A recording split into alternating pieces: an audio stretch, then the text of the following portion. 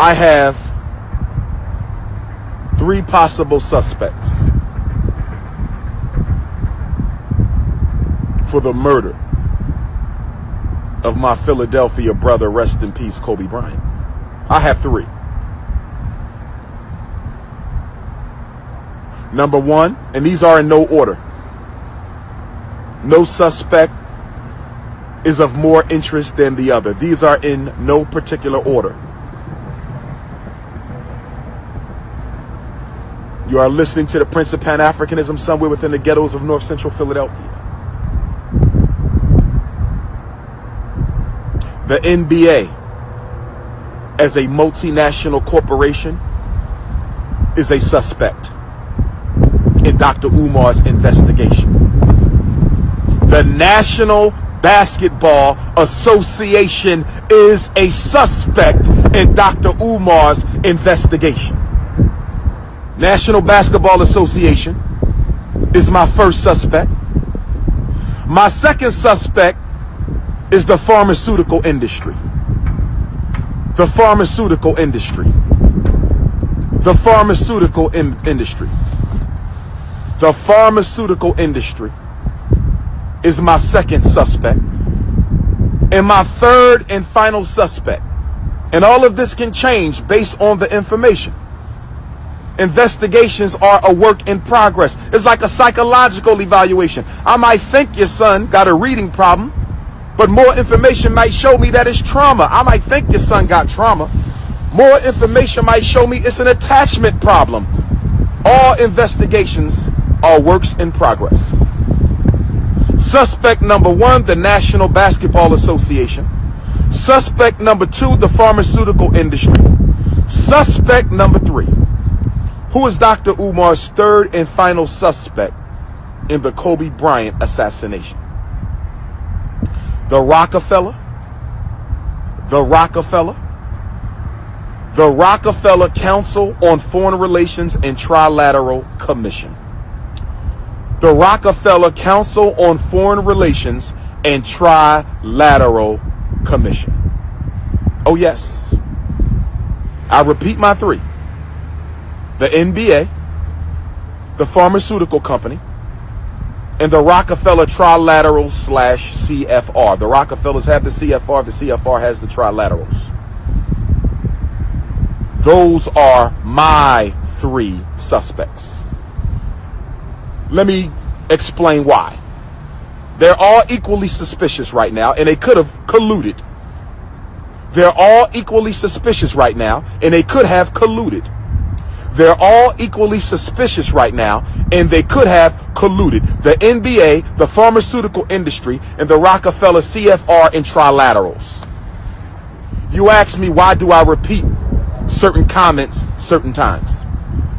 Because as a mental scientist, I understand that that which is repeated is remembered more often than that which is not. So when there's something very important that I'm saying that I need to sink into your unconscious, your long-term memory, I have to repeat it. We also know that information that is presented more than 3 to 5 seconds has a higher likelihood of being encoded into your long-term memory, long-term storage. Remember, you're talking to the greatest black psychologist of the 21st century. Put some respect on my name. You're talking to the greatest Pan-Africanist of the 21st century. Put some respect on my name.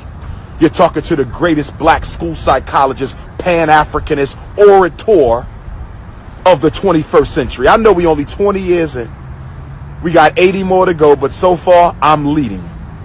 The reason I believe the NBA is suspicious is because Kobe Bryant was building a very strong business foundation in Red China.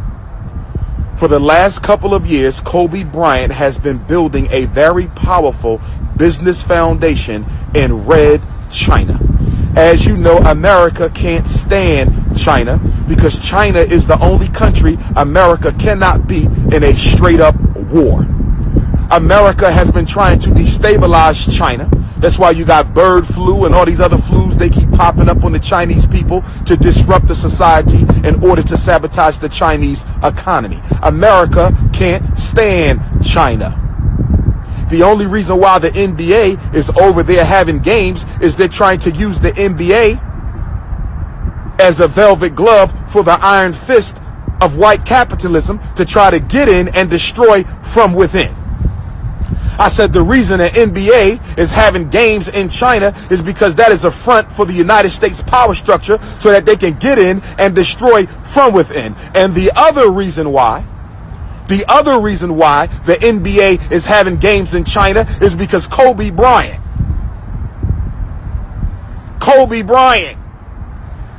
was having talks about starting a league in China, a international league based in China.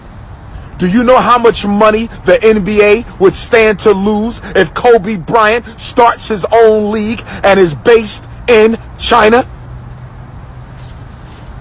Problem with you jackasses is you don't read anything. Problem with you jackasses is if it's not on TMZ, you don't pay attention to it. That's right.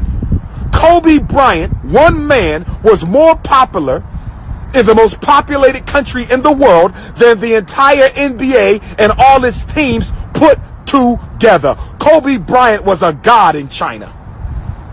Kobe Bryant was a god in China. Now I want you to add to the fact that Kobe Bryant was a god in China. Add that to the fact that he probably has a chip on his shoulder anyway for being robbed of at least 2 MVPs. Add that to the fact that he probably had a chip on his shoulder anyway because he was robbed of at least 2 MVPs. Add that to the fact he probably had a chip on his shoulder because they keep on putting LeBron James above Kobe and who's the greatest of all time conversation. I don't give a damn about no analytics. I don't give a damn about no analytics.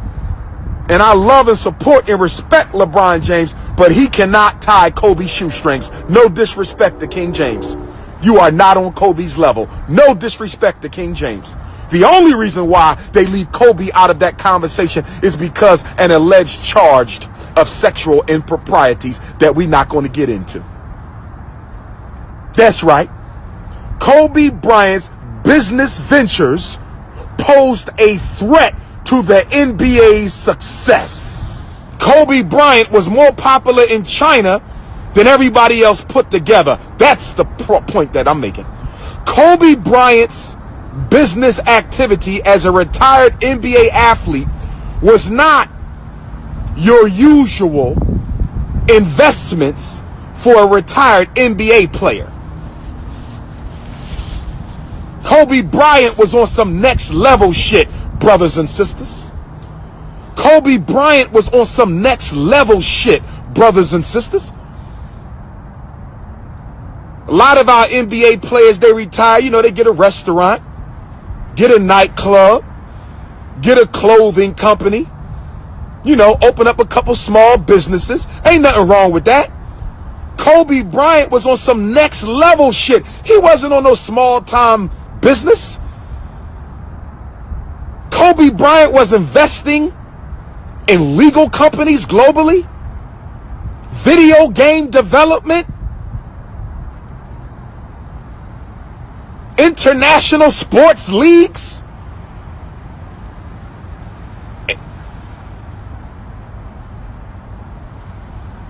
The IT business. Kobe was on some big shit. He was on some Bill Gates shit. He wasn't on no small time shit. They said by the time Kobe retired, he'd have made almost $1 billion in the NBA alone with his endorsements. He was damn near a billionaire when he left the game. What you think he doing now?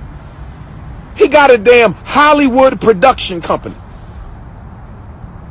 It ain't as big as Tyler Perry's, but he was on his way.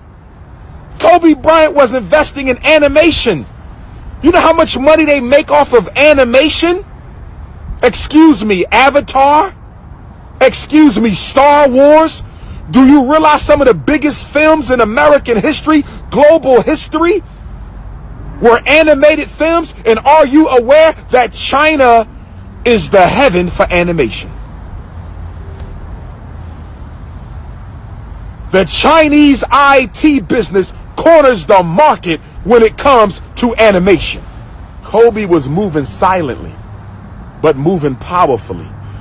Kobe Bryant had his hands in almost a dozen different multinational, multi-billion-dollar business efforts, one of them being a possible league that would undermine the NBA. So if you're wondering why he was killed the morning after LeBron James passed him as the third leading scorer in NBA history, if you're wondering why he was killed the morning after LeBron James passed him as the third leading scorer in NBA history, I suggest you look at Kobe Bryant's sports interests.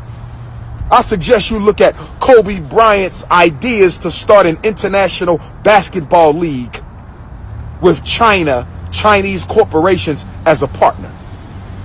So that's the NBA. Now let's move on over to Big Pharma. At the time of his death,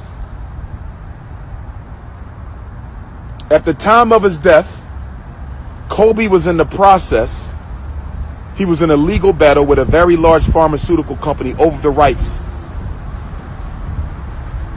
to use the phrase Black Mamba. They stole it from Kobe. The United States government, I believe they refused him the rights to copyright the name. So Kobe took it to court. Everybody knows the pharmaceutical industry is probably the most powerful industry in America. They put more money into political campaigns and into judges' pockets than almost any other industry, including oil and automobiles. Remember, it's the legal drug industry. They got buku bucks. It's the legal drug industry. They got buku bucks. But not only was Kobe Bryant fighting for his name,